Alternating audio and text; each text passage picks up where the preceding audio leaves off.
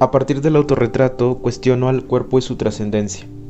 Memoria, ansiedad, miedo, deseo y placer se confrontan frente a cuerpos de diferente naturaleza para reflexionar y palpar que mi cuerpo es efímero, cambiante, problemático, camino y destino, esa frontera donde el otro me encuentra. Mi práctica oscila entre ser y tener un cuerpo, lo que me conduce a la introspección de su versatilidad. ¿Qué está pasando dentro y fuera de él?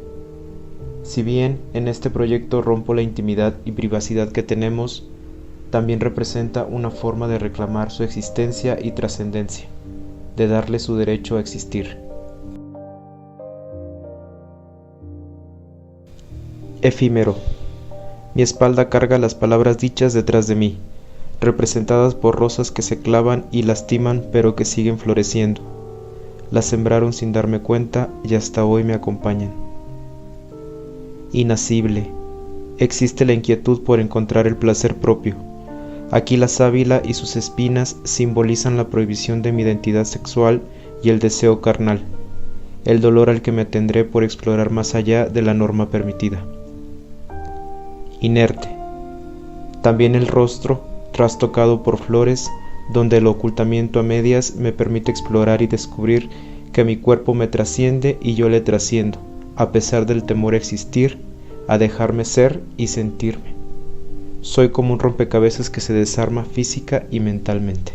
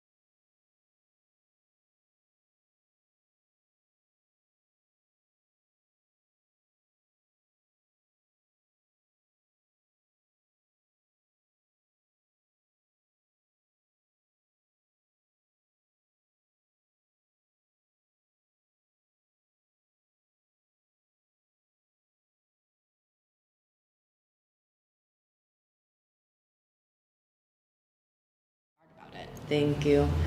I guess sitting here and thinking about the word queer, even with this trip, which has been such a mind blowing experience for so many different reasons, I think that I'm queering the way I see the world because I doubt every statement that I make, right? So it's like we have these set of beliefs, we have ideas about how people are, what things mean, how things affect us. And I think being in a constant state of inquiry and fluidity regarding why things affect us, how we react, where do we go from them, is very queer. And it kind of makes me even understand further like why I work with water, in this element of like fluidity, because the residency has been so expansive for me to learn about, not only like meeting a bunch of amazing people, but to talk more about the work, to understand the work in a deeper way, and to be accountable, every week to kind of show up. And then coming to Mexico City and bringing the work and understanding it even more so, understanding its frequency, I've learned that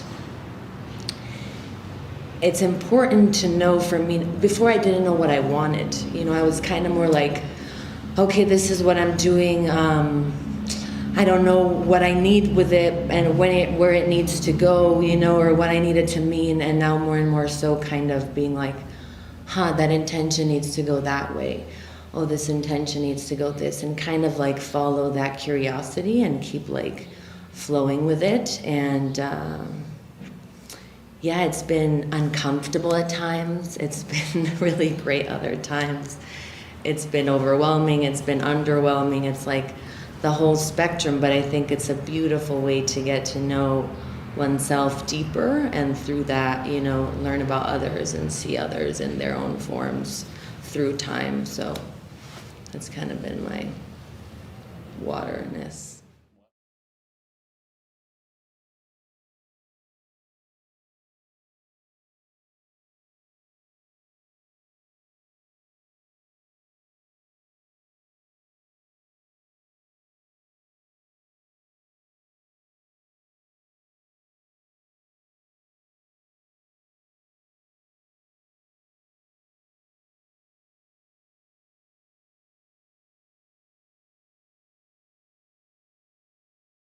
Hi, my name is Noé Piña.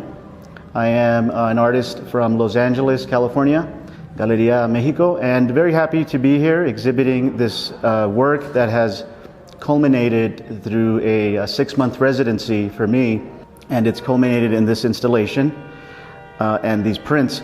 So this installation is basically about balance. The weight and the pressure of the bricks is what's holding down the planks. So for example, these bricks here are holding down this plank so that this plank doesn't slide. These bricks are holding down this piece. So the idea is that the bricks are a metaphor for the pressure and the weight in our lives. So they're a metaphor for pressure and weight in our personal life and in systems, and either economical systems in our personal life, where without pressure we don't grow, we don't expand. So the idea that it's through the pressure that keeps us in balance. So the bricks are a metaphor of the pressure that keeps these pieces here in balance, and also keeps my life personally in balance through my personal experiences. I have only grown through moments of pressure. I think if we become too comfortable, usually there isn't any growth, right? So this is a metaphor of that pressure, again, which is in our personal life, but also in systems, so economic systems and political systems. So that without the pressures, without the weight, and without the balance, the pieces collapse. We collapse, the systems collapse, the economies collapse, as we are seeing right now in Ukraine, and as we have seen most recently in the 2007 Great Recession, where there was a huge global economic collapse. It's a contemplation of balance and the celebration of balance. The prints are made from actual pieces of wood that are just like this plank of wood here and that ladder, and the actual brick. So the wood and the brick work as the base for a relief print. So these are actual stamps of the brick, and these are the actual planks from other sculptural pieces that I have done. So this shows the collapse, or the process of the collapse in motion, ending with that final piece there, which is the crash. This is part of a series titled Precarious Systems, Sistemas Precarios. And the title of this piece is Precarious Angle. So I'm playing with the idea of precariousness in your personal life, in my personal life, precariousness in economic systems, and in governments. So just the whole idea of precariousness, and that without balance, things collapse. So in these prints, these are basically titled Precarious System 1, Precarious System 2, 3, and 4, and this one is titled Precarious System 4 Crash, right? So it's showing the actual collapse of the bricks. When I remove the bricks from the piece, the entire system or the entire sculpture collapses. So this is a form of me documenting that process and documenting the collapse of the piece. This piece, as many of my pieces, are made out of found objects. And it started back in LA through this residency where I was gravitating towards the materials of brick and wood, discarded wood. So behind my studio, there was a construction site, and I was very drawn to these wood planks and a ladder which is similar to this one, and of course the brick.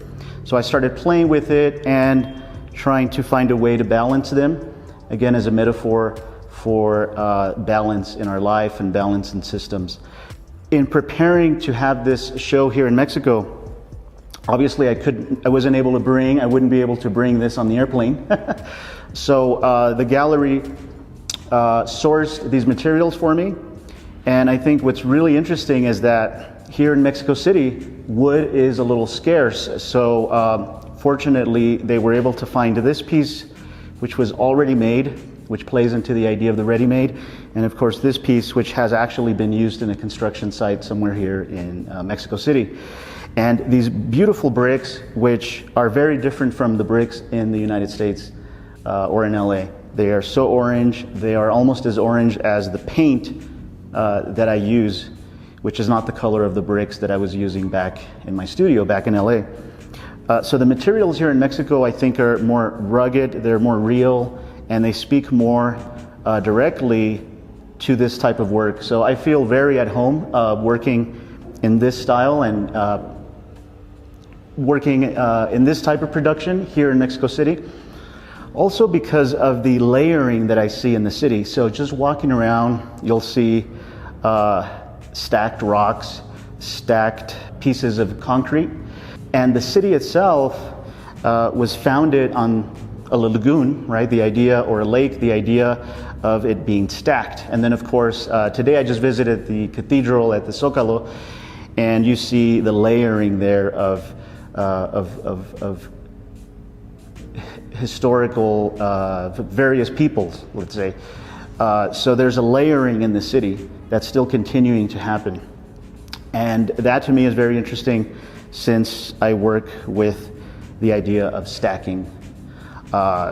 So I think we continue to rebuild as human beings, we continue to rebuild in our individual life, we continue to rebuild and stack, right? So we go to school, we go to the next grade, and then the next grade, and then we go get a job and get married, have children, right? But the idea, even if you don't go to school and have children, the idea is that there's always a progression of stacking in your life, right? So in Mexico City, we see this stacking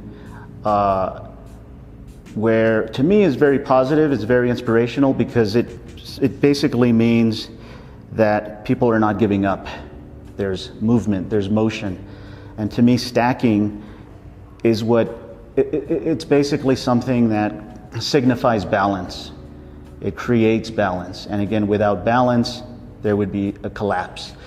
Being in Mexico City, wherever I look, I really see that layering, that stacking of culture, of various ideas. And I think it's basically people, the people here being very positive, not giving up, right? They're very creative. I mean, Mexico City is just a very creative city, full of creativity and full of art and very surreal. So through this residency, towards the end, I was not going to be able to come to Mexico City to install this sculpture here. In working on instructions for the gallery on how to install this piece, I started working with a miniature, and that's how the idea of this art toy came about. So this is now an art toy, which is a miniature of the precarious angle you see here, part of the precarious system series. And the bricks are made from terracotta. And it wants to fall now, see? So these are also available for the public to play with, and the idea is for them to have fun. And basically set it up in a way like this, almost like that game Jenga, is it called? Right? So the idea is to set it up, play with it, and then when it gets tricky is when you set these up, because these are basically being balanced by nails, which I thought was a good material that is intertwined with the other materials, because it's a material for construction. So, well, there, I was able to build it, but that's because I have practice. I was able to build it without dropping it. But let's say someone's hand is not as steady, or they get a little anxious, then they might do that, and the thing collapses. So the idea is to have fun. So these are going to be available here at the gallery for purchase, and this is a model that gallery guests can play with.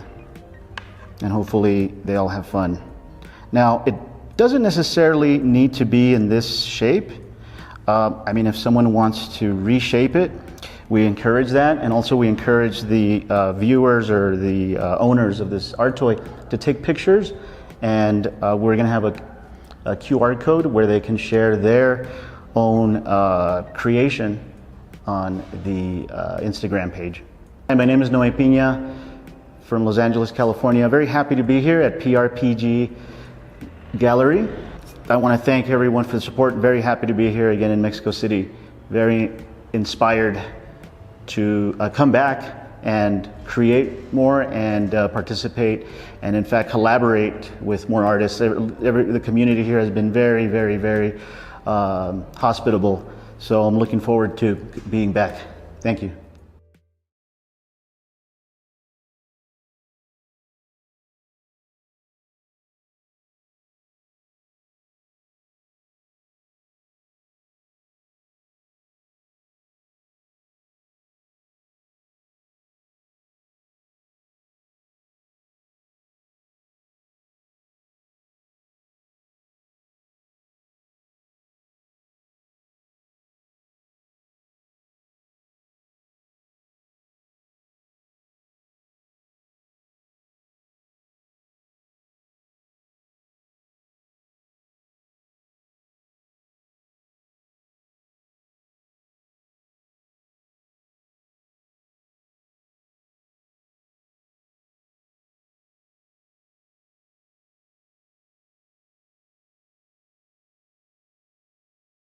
My name is Leah Capino, and I have lived in 20 different locations, but do not call any of them my own. Currently, I live in Helena, Montana, in the US. I enjoy making fast, instinctual paintings. In the early days of the 2020 pandemics, while wandering around the mountains with giant glaciers nearby, I became engrossed by the macabre of our shared short existence. I added online visits to these icy beasts. With the personal passion of an ancestry search, I gathered satellite imagery, scientific reports, and historic photographs.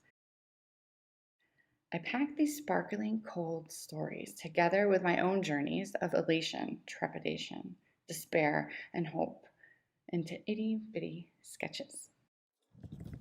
Now surrounded by dozens of glaciers on my studio wall, I knew the size of the subject. My thoughts and the paintings could not stay this small. Down into emotional elements and small thumbnail sketches. I bring them to the studio and let them explode into larger format. Here's what I discovered when I unpacked. The lines that I draw in my work represent the edges of where a glacier once existed, of what it had to give. My surface material is semi-translucent, and my paints vary in opacity. Together, with pieces of old paintings, they enrich both sides of our story. The bold colors are markers of the vibrancy we still have at this moment, a conversation not dead yet. What I unpacked from those tiny rectangles can now tell both our stories. We share themes of legacy, time, the power to possess, the complexities of giving, cycles of regeneration. And most often, we revel in the thrills that we can claim right now. I'm thrilled to be able to share my work with you at PRPG MX Gallery in Mexico City.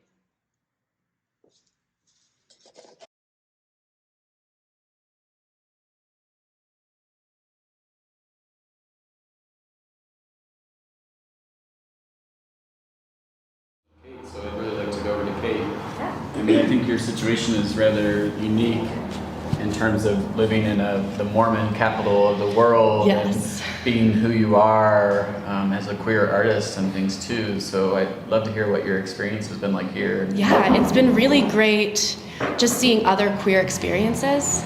Like I know Steven said he didn't think that his work would really resonate and like fit in here or anywhere else outside of Haiti, but I was really touched by the video and like the idea of being trapped between two things pulling you in different directions. That like coming here and seeing my queer experience is very different growing up in Utah, living in Salt Lake City where you're either Mormon or you're not Mormon, which is like its own identity. And being queer sets you outside of kind of everything. And I found my own very tight-knit community of queer people. We're very open, all my friends are queer. And so like I said, I just have a very different experience with queer, like what it means to be queer and how it means to be queer around other people. But being here and finding other art made by other queer people or people living queer experiences really made me realize like my experience is unique. Everyone's experience is unique. My experience is like yours. Everyone's experience is like all of ours, you know.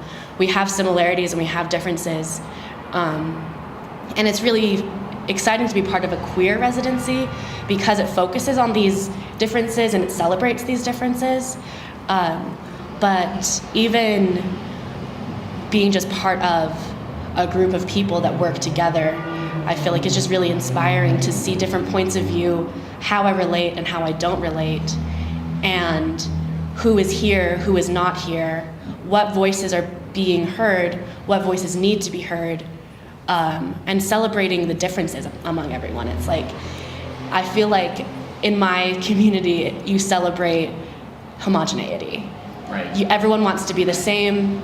Everyone wants to be skinny and blonde and married at 21. And I want to be different. And I celebrate my differences. And it's amazing to be among a group of people who celebrate their differences and make art.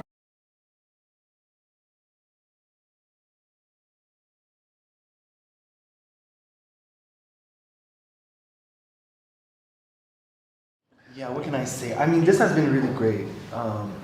I think the art is half of the experience. I think the community and meeting everybody's the most rewarding thing. I mean, you can hang a piece up and it's great, but having actual connections and really meeting the artists behind the work is really special.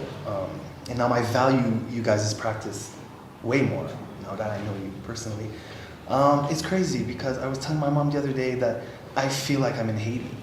In another context, another alternative world. It's just the same everything, the hospitality, you know, the way people cross the street, even like everything, you know, I found a kind of a spatial home here, even culture-wise. So my work, I'm honored that my work is in this space because it makes sense here. I'm very conscious about where I show my work. I don't like to show it in spaces that are oppressive or have history of oppression, you know, a lot of white wall galleries in New York or all over the world. Now that people of color and their stories are a fad now or a trend now. But this space was wonderful and I felt welcome and loved and yeah, it's been cool. It's been cool and I'm gonna miss y'all, but this was wonderful. And last thing I wanna say is that I think I was so scared for a long time to show my work because it's in Creole and it's Haitian context. And I was like, no one's gonna understand this. Like, I'm never gonna show it outside of Haitian context. But this is proof that art breaks boundaries and barriers and it connects, so that's pretty cool.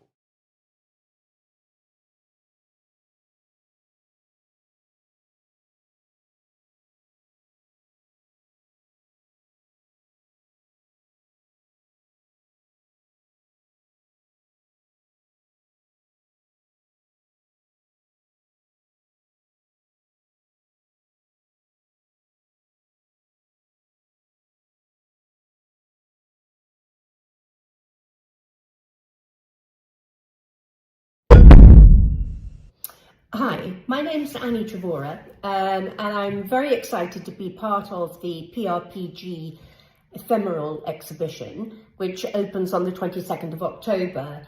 I'm going to be showing a piece of work entitled Liminal, And this is about sort of temporality and also that sort of area in between life and death. It's quite a personal piece of work because I've chosen to make it as a sort of an autobiographical work depicting the relationship I have with my mother and the fact that she's 97 with dementia and sort of is in that state of liminality, really. We had quite a cold relationship, and so I wanted to choose a material to reflect it, and actually went for ice. I selected a very large block of ice and carved into it, putting different coloured paint in there, and then using a heat gun, I managed to manipulate the paint, which also sort of melted within the ice block, creating sort of quite sort of vascular-like sort of detail. And I very much hope you enjoy the exhibition and my piece of work, and thank you very much for listening.